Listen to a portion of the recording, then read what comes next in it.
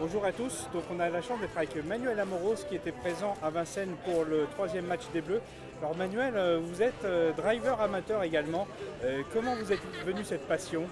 Alors cette passion m'est venue quand j'étais petit puisque j'habitais en campagne et pas loin d'une manade. Donc j'allais quand j'étais petit voir le manadier, il nous faisait monter à cheval, trier les taureaux et cette passion est venue de là.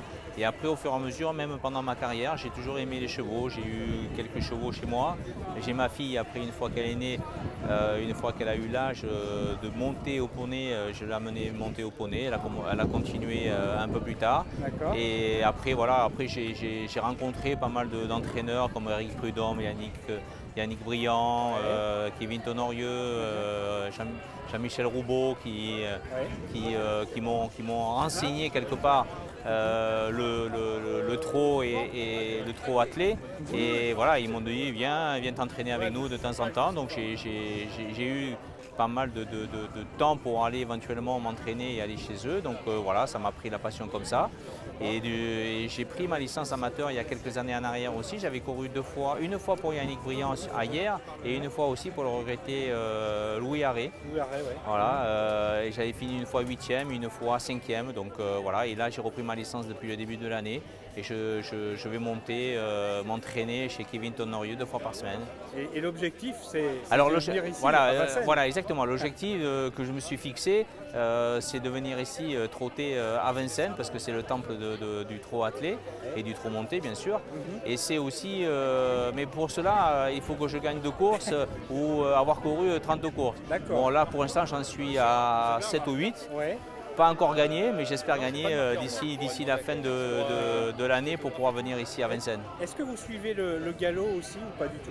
Un peu moins, oui.